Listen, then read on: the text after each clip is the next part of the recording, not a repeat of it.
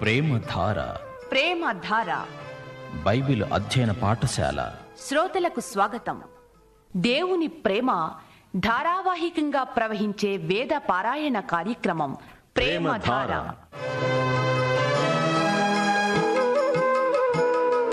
పరమ ప్రేమధార, పరమ ప్రేమధార, వాక్యామృతధార,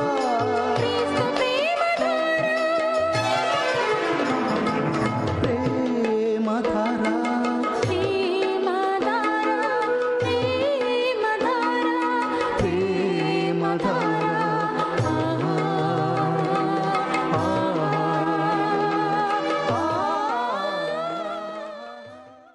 ప్రియ శ్రోతలారా, వింటున్నారా? శారా జీవించిన కాలం అనగా శారా బ్రతికిన ఏండ్లు 127. శారా కనాను దేశమందలి కిర్యతర్బాలో మృతి చెందింది. అప్పుడు అబ్రహాము శారా నిమిత్తము సంతాపము చెంది ఆమెను గూర్చి దుఃఖించడానికి వచ్చాడు. గమనించండి, శారా వయస్సు 127 ఏండ్లు అని చెప్పబడింది. ఇస్సాకు పుట్టినప్పుడు ఆమె వయస్సు 90 ఏండ్లు. ఆమె చనిపోయేటప్పటికి ఇస్సాకుకు 37 ఏండ్ల వయస్సు. అనగా ఇస్సాకు బలి తరువాత కొన్ని ఏండ్లు గడిచాయి. శారా కిర్యతర్బాలో చనిపోయింది. అనగా ఆ స్థలం పేరు హెబ్రోను. దేవుడు అబ్రహాముకు ఇచ్చిన స్థలమైనప్పటికీ అతడు తన భార్యను పాతిపెట్టడానికి స్థలం కొనుక్కోవలసి వచ్చింది. అదే స్థలంలో శారాను పాతిపెట్టాలని అబ్రహాము కోరిక. అబ్రహాము మృతి చెందిన తన భార్య ఎదుటి నుండి లేచి హేతు కుమారులను చూచి వారిని అడిగాడు, మీ మధ్య నేను ఒక ప్రవాసిని, నా భార్యను పాతిపెట్టాలి. ఈమెను నా కన్నుల ఎదుట ఎంతసేపని ఉంచేది? నాకు మీ తావున కొంత సమాధి స్థలం ఇవ్వండి, కొనుక్కుంటాను. అబ్రహాం అంటున్నాడు, నేను ఒక ప్రవాసిని, పరాయివాణ్ణి. అయితే అబ్రహాముకు అది వాగ్దత్త భూమి. అదంతా స్వాస్థ్యంగా దేవుడు అతనికే ఇస్తానన్నాడు. హేతు కుమారులు అన్నారు, అయ్యా, మా మాట వినండి. మీరు మా మధ్య మహారాజులు. సమాధి స్థలంలో అతి శ్రేష్టమైన దానియందు మృతి చెందిన నీ భార్యను పాతిపెట్టుకో. చనిపోయిన నీ భార్యను పాతిపెట్టడానికి మాలో ఎవరైనా సమాధి స్థలం ఇవ్వనొల్లని వాడు అంటూ ఉండడు. హేతు కుమారులు ఆ భూమిలో నివసించారు. వారు దాతృత్వంలో ధారాళమైన బుద్ధిని కనపరిచారు. వారన్నారు, ఈ సమాధుల తోటలో నీకిష్టమైన స్థలాన్ని నీవు కోరుకో. నీవు ఏ స్థలం తీసుకున్నా మాకిష్టమే. హేతు కుమారుల దృష్టిలో అబ్రహాము మహారాజు. వారి మధ్య అబ్రహాముకు మంచి పలుకుబడి, పరపతి ఉన్నాయి. అప్పుడు అబ్రహాము లేచి ఆ దేశ ప్రజలైన హేతు కుమారుల ఎదుట సాగిలపడి వారితో అన్నాడు, మృతి చెందిన నా భార్యను పాతిపెట్టడం మీకిష్టమైతే నా మాట వినండి. సోహరు కుమారుడైన ఎఫ్రోను తన పొలము చివర తనకు ఉన్న మక్పేలా గుహను నాకు ఇచ్చేటట్లు నా పక్షముగా అతనితో మనవి చేయండి. మీ మధ్య సమాధి స్థలంగా ఉండడానికి పూర్తి వెలకు అతడు దానిని నాకు స్వాస్థ్యముగా ఇవ్వాలి. మక్పేలా గుహ కావాలని అబ్రహాము కోరుతున్నాడు. దానిని కొనాలని అబ్రహాము కోరిక. దేవుడు తనకు ఆ భూమిని స్వాధీనం చేసే వరకు అబ్రహాము దానిని కొనుక్కోక తప్పదు. అది సరే, అబ్రహాము శారాను అదే స్థలంలో పాతిపెట్టాలని ఎందుకు కోరుకున్నాడు? మరో చోటికి ఆమె శరీరాన్ని ఎందుకు తీసుకువెళ్ళలేదు? ఎందుకనగా అది వాగ్దత్త భూమి. వారి భవిష్యత్తు ఆ స్థలానికి ముడిపెట్టబడి ఉన్నది. దేవునికి 2 ఉద్దేశ్యాలు సమానాంతరంగా ఉన్నాయి. ఇహలోక ఉద్దేశ్యం, పరలోక ఉద్దేశ్యం. ఇహలోకం కూడా దేవుని దృష్టిలో కొంతవరకు ప్రధాన పాత్ర వహిస్తుంది. ఇహలోకంలో పాతిపెట్టబడిన దేవుని ప్రజలు వాగ్దత్త భూమిలోనే సమాధి అవ్వాలి. అక్కడే దేవుడు వారిని లేపుతాడు అని యూదుల నమ్మకం. మేడగదిలో యేసు ప్రభు తన శిష్యులతో మాట్లాడుతూ అన్నాడు, యోహాను శుభవార్త 14వ అధ్యాయం 1 నుండి 3వ వచనం వరకు, మీ హృదయాన్ని కలవరపడనీయకండి. దేవుని యందు విశ్వాసం ఉంచుతున్నారు గదా, నా యందు విశ్వాసం ఉంచండి. నా తండ్రి ఇంట అనేక నివాసములున్నాయి. లేని ఎడల మీతో చెప్పేవాణ్ణి. మీకు స్థలము సిద్ధపరచడానికి వెళుతున్నాను.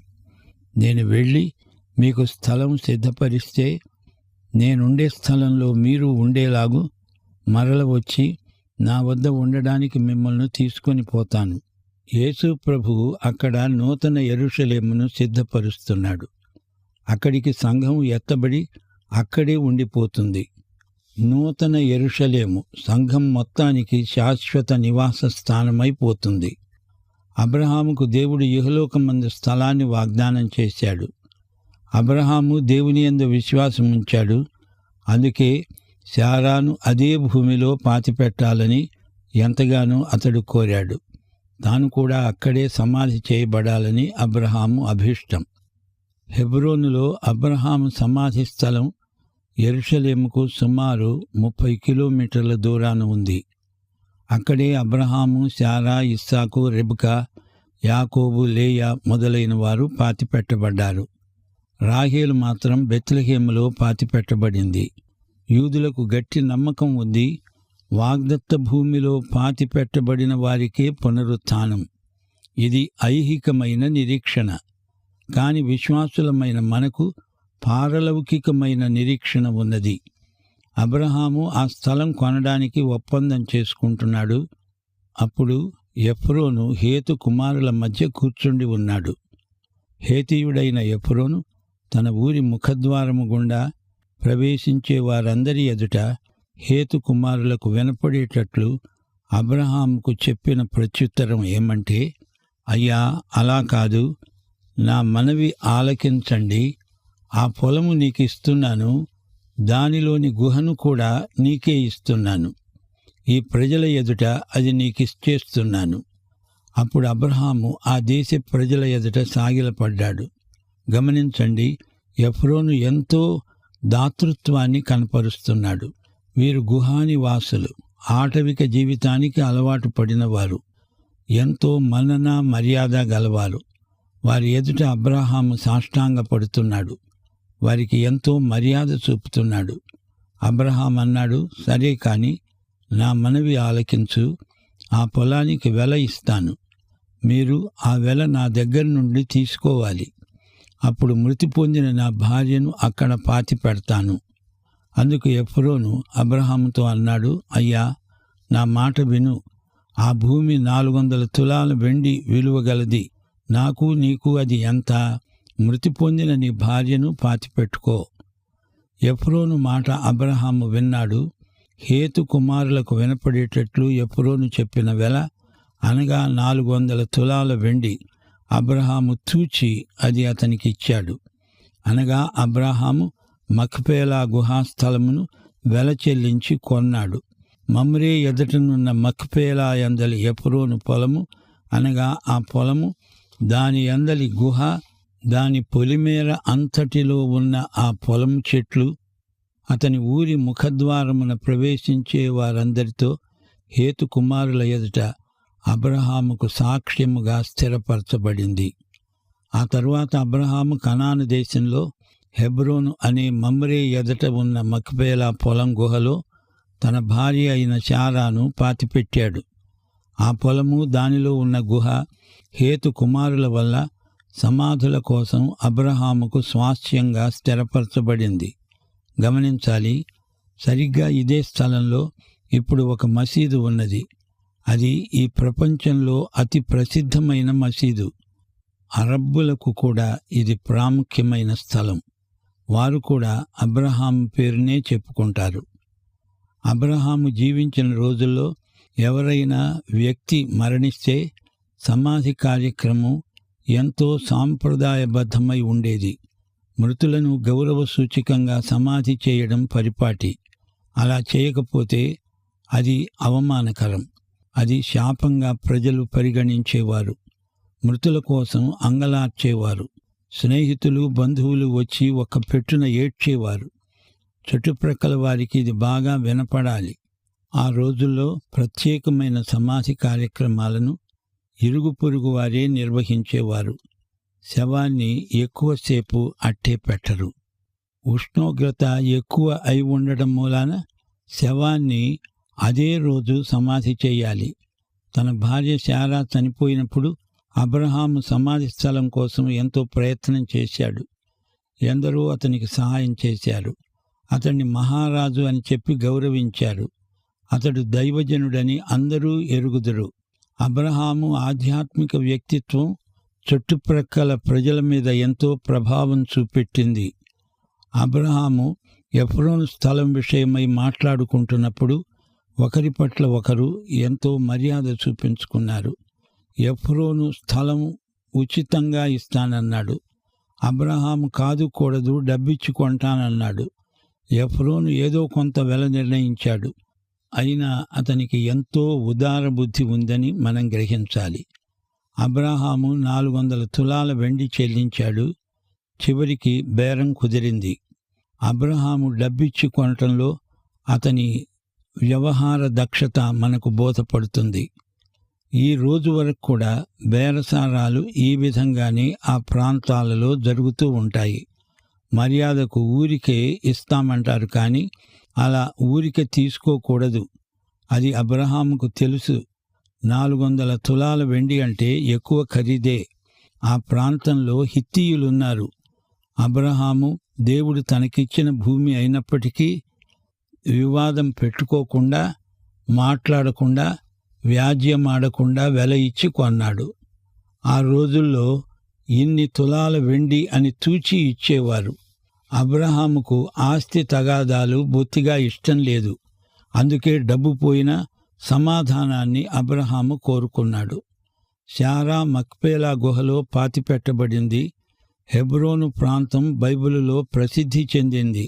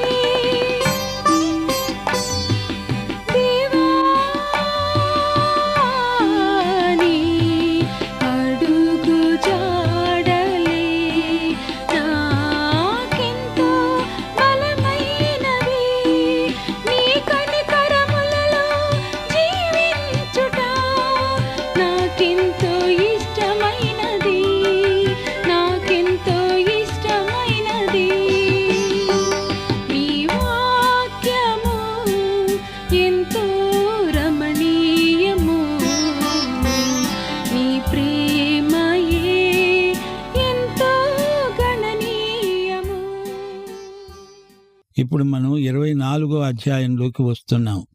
ఈ అధ్యాయంలో ఆదికాండంలో 2వ భాగం మొదలవుతుంది. 26వ అధ్యాయం వరకు ఇస్సాకు ఉదంతం మనం వినబోతున్నాము. ఈ అధ్యాయంలో ఇస్సాకు వివాహం, గత అధ్యాయంలో ఇస్సాకు పుట్టుక, అతని బలి వృత్తాంతం, శారా మరణం, వీటిని గురించి విన్నాము. ఇస్సాకుకు పెండ్లి కుమార్తె కావాల్సి వచ్చింది.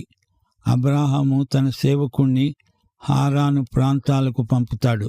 అతడు వెళ్ళి మెసొపొటేమియాలో హారానులో రిబ్కా అనే పెండ్లి కుమార్తెను తీసుకొని ఇస్సాకు వద్దకు ప్రయాణమై వస్తాడు. ఇది ఒక విచిత్రమైన ప్రేమగాథ. వివాహం అనేది దేవుడు నిర్ణయించిన వ్యవస్థ. కుటుంబం ఏ సమాజంలోనైనా చాలా ప్రాముఖ్యమైన భాగం. అలాగే ప్రభుత్వం అనేది కూడా దేవుడు నిర్ణయించిన వ్యవస్థ. దేవుని దృష్టిలో మానవ జీవితానికి ఎంతో విలువ ఉన్నది. అందుకే దేవుడు మానవ శ్రేయస్సు కోసం ఇలాంటి వ్యవస్థలను రూపొందించాడు. యేసు ప్రభువు చేసిన మొట్టమొదటి సూచక క్రియ కానా అనే ఊరిలోనే. అది వివాహ సందర్భం. యేసు ప్రభువు ఎన్ని పెళ్లిళ్లకు హాజరయ్యాడో మనకు తెలియదు. గలిలయలోని కానా అనే ఊరిలో జరిగిన పెళ్లికి యేసు వచ్చాడని మనకు తెలుసు. ఆదికాండం 24వ అధ్యాయం బైబిలులోని వివాహ గాథలలో ప్రత్యేకమైనది. ఇస్సాకుకు ఒక పెళ్లి కుమార్తెను ఎన్నుకోవటంలో దేవుడు ఎంతో శ్రద్ధ చూపాడు. దేవుడు అడుగడుగునా తన నడుపుదలను ప్రసాదిస్తున్నాడు. ఇప్పుడు కూడా దేవుని బిడ్డల జీవితాలలో ఇది మామూలే. రెబెకా చేసుకున్న తీర్మానం చాలా గొప్పది. వెంటనే బయలుదేరి వెళ్ళిపోవడానికి తీర్మానించుకున్నది. ఇప్పుడు వివరాలు విందాం. అబ్రాహాము బహుకాలం గడిచిన వృద్ధుడయ్యాడు. అన్ని విషయములలో యెహోవా అబ్రాహామును ఆశీర్వదించాడు. ఇప్పుడు ఇస్సాకుకు పెళ్లి కుమార్తె కావాలి. కనాను దేశంలో ప్రజలు విగ్రహారాధికులు. మూఢనమ్మకాలు వారి మధ్యన ఎక్కువగా ఉన్నాయి. అందుచేత అబ్రాహాము తన సేవకుడైన ఎలియాజరును ఈ పని మీద పంపుతున్నాడు. కనాను దేశంలో పిల్లను ఇస్సాకుకు చేసుకోవడం అబ్రాహాముకు సుతరాము ఇష్టం లేదు. అప్పుడు అబ్రాహాము తనకు కలిగిన సమస్తమును ఏలుతున్న తన ఇంటి పెద్ద దాసునితో అన్నాడు, నీ చేయి నా తొడ కింద పెట్టు. ఆ రోజుల్లో ప్రమాణం చేసే విధానమిదే. తొడ కింద చెయ్యి పెడుతున్నాడంటే ప్రమాణం చేస్తున్నాడన్నమాట. ఈ సేవకుని పేరు ఎలియాజరు. అతడు నమ్మకమైన సేవకుడు. అబ్రాహాము అన్నాడు, నేను ఎవరి మధ్య కాపురమున్నానో ఆ కనానీయుల కుమార్తెలలో ఒకదానిని నా కుమారునికి ఇచ్చి చెయ్యవద్దు. నా స్వదేశమందున్న నా బంధువుల వద్దకు వెళ్ళి ఇస్సాకు అనే నా కుమారునికి భార్యను తెచ్చేటట్లు ఆకాశం యొక్క దేవుడు, భూమి యొక్క దేవుడు అయిన యెహోవా తోడని నీ చేత ప్రమాణము చేయిస్తాను. ఆ దాసుడు అడిగాడు, ఈ దేశానికి నా వెంట రావటానికి ఒకవేళ ఆ స్త్రీ ఇష్టపడని ఎడల నీవు బయలుదేరి విడిచి వచ్చిన ఆ దేశానికి నేను నీ కుమారుణ్ణి తీసుకొని పోవచ్చా?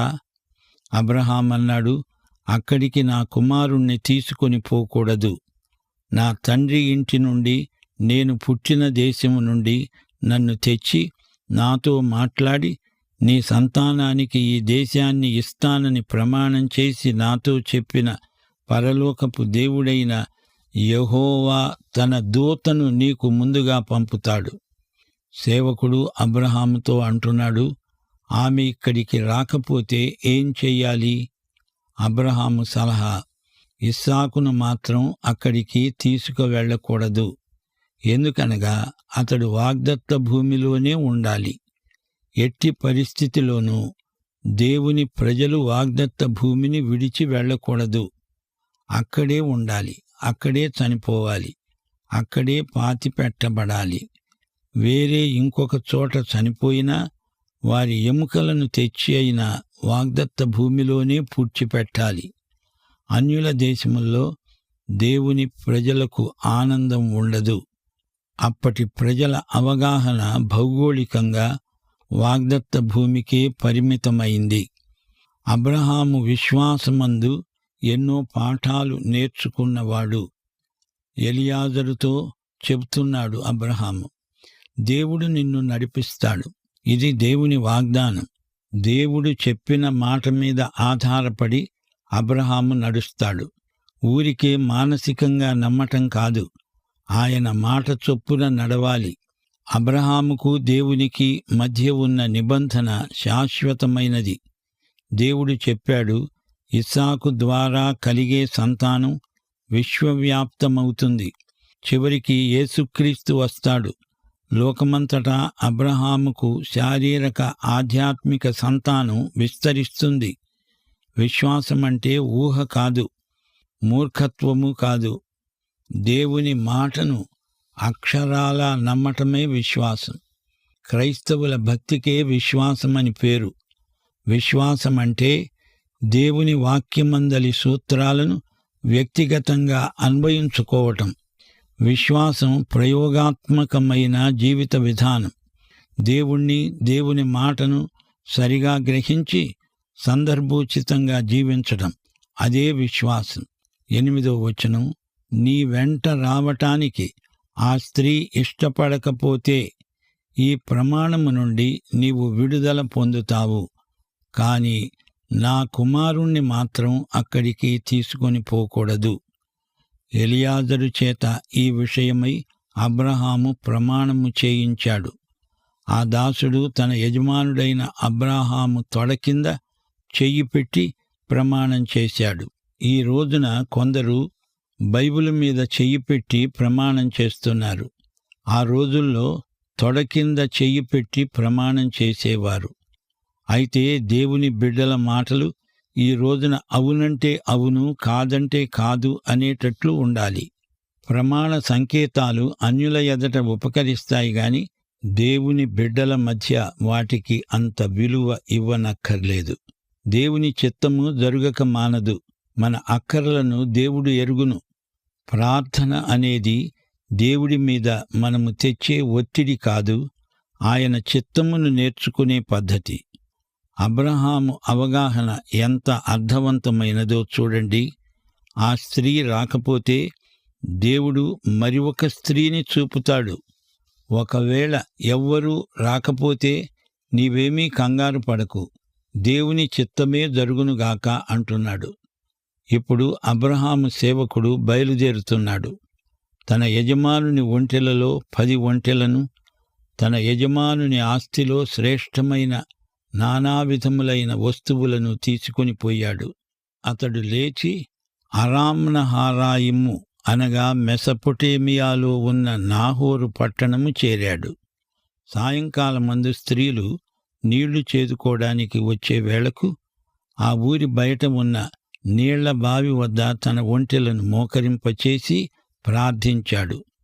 10 ఒంటెలను అతడు తీసుకువెళ్ళాడు. అంటే ఆ 10 ఒంటెలతో పాటు 10 మంది సేవకులు కూడా అతనితో వెళ్ళారు.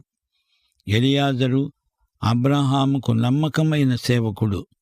అబ్రహాము ఆస్తి అంతా అతడే నిర్వహిస్తాడు. గృహ నిర్వాహకుడు. స్త్రీలు వచ్చి బావి దగ్గర నీళ్లు చేదుతారు, ఒంటెలకు నీళ్లు పెడతారు, ఇంటి పనులన్నీ చేస్తారు. పురుషులు బయటికి వెడతారు, ప్రయాణాలు చేస్తారు. ప్రతి పురుషుడు కష్టపడి పనిచేస్తాడు. స్త్రీ ఇంటిలో ఉండి కష్టించి పనిచేస్తుంది. ఆ రోజుల్లో దేవుని ప్రజలు ఎవ్వరూ సోమరులు కారు. స్త్రీలే బావి దగ్గరకు వెళ్ళాలి, పురుషులు వెళ్ళరు. అది వారి జీవిత విధానం. ఎలియాజరు ఆ బావి దగ్గరికి వచ్చాడు. అతడు పరాయివాడు.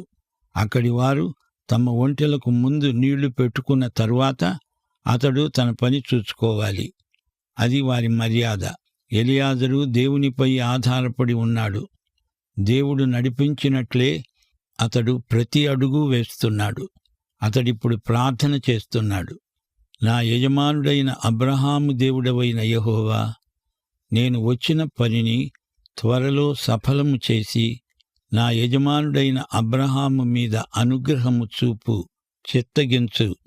నేను ఈ నీళ్ల ఊట యొద్ద నిలిచి ఉన్నాను. అరుగో, ఈ ఊరి పిల్లలు నీళ్లు చేదుకోవడానికి వస్తున్నారు.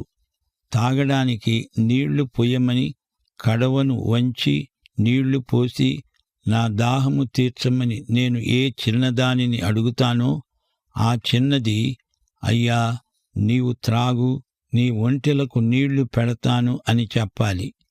ఆమె నీ సేవకుడైన ఇస్సాకునకు నీవు నియమించిన వధువు. ఇదే దానికి గుర్తు.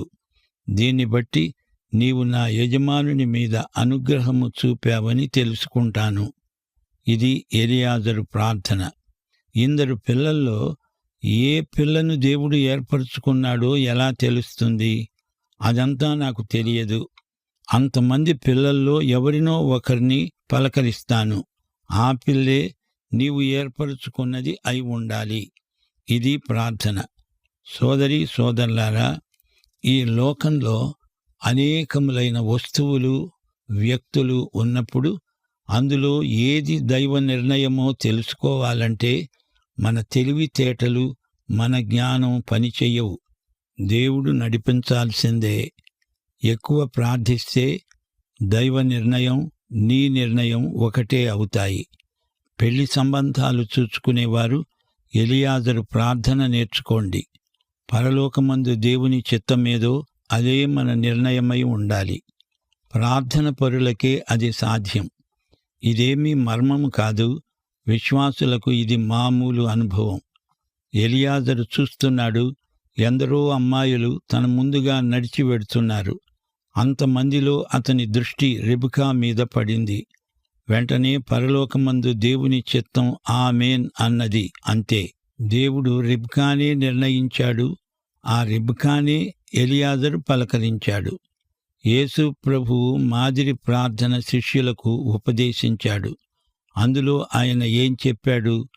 పరలోకమందు ఎలాగో అలాగే భూమి మీద నీ చిత్తము నెరవేరునుగాక. నా ప్రియ సోదరీ సోదరులారా, మీరు వేటి కోసం వెతుకుతున్నారు? పెళ్లి సంబంధాలా, ఆరోగ్యమా, ఇల్లా, మంచి స్నేహితులా, ఆస్తిపాస్తులా? అది పరలోకంలో దేవుని చిత్తమై ఉండాలి. అదే నీ నిర్ణయమై ఉండాలి. పరలోకంలో ఏది విడుదల చేస్తాడో దేవుడు, అదే మనం ఇక్కడ విడుదల చేస్తాము. పరలోకంలో ఏది బంధించబడి ఉంటుందో అది ఇక్కడ మనము బంధిస్తాము. అంతేగాని మనము కాదు. మొట్టమొదట దేవుని నిర్ణయం అయి ఉండాలి. దాన్ని మనము అమలుపరచాలి. పాఠం ఇంతటితో సమాప్తం. మన ప్రభు అయిన యేసుక్రీస్తు వారి దివ్య కృప, తండ్రి అయిన దేవుని పరమ ప్రేమ, పరిశుద్ధాత్మ యొక్క అన్యోన్య సహవాసము మనకు నిత్యత్వము పర్యంతము తోడై ఉండునుగాక. ఆమేన్. ప్రియులారా, ఇంతవరకు విన్న సందేశం అబ్రహాము జీవితం నుండి అయిన విషయాలు. దేవుడు వారి వారి జీవితాల్లో పనిచేసిన విధానం, మరి అనేక సత్యాలు వింటూ వచ్చాం. దైవ సత్యాలు విశ్వాసుల జీవితాల్లో నెరవేరడానికి దేవుని ఎడల కలిగి ఉన్న విధేయత అబ్రహాము జీవిత కోణాల నుండి చూస్తూ వచ్చాం. అబ్రహాము జీవితంలో ఇహపరమైన విషయాల కంటే ముందుగా ఆత్మ సంబంధమైన విషయాలే ఎక్కువగా నెరవేరాయి. ఇక ఇస్సాకు కొరకు వివాహం తలపెడుతూ తన ఇంటి పెద్ద దాసుడు ఎలియాజర్ని పిలిచి తన కుమారుడైన ఇస్సాకు కొరకు తగిన భార్యను వెదకాలని అబ్రహాము ఒక ఒప్పందాన్ని చేసుకున్నట్టుగా ఈ అధ్యాయంలో చూస్తాం. కుటుంబం దేవుడు నిర్ణయించిన వ్యవస్థ. దేవుడు తన ప్రజలను అడుగడుగునా నడిపించగోరుతున్నాడు. కాబట్టి వివాహ వ్యవస్థను గౌరవిస్తూ దేవుడు ఆశించిన జీవితాలను జీవించడానికి మనం ప్రయాసపడదాం, ప్రయత్నిద్దాం. అట్టి కృపను దేవుడు మనకు దయచేయను గాక. దైవాశీస్సులు. ఈ కార్యక్రమం మీకు నచ్చిందా? అయితే వెంటనే మిస్డ్ కాల్ ఇవ్వండి. బహుమతి పొందే విజేత మీరే కావచ్చు.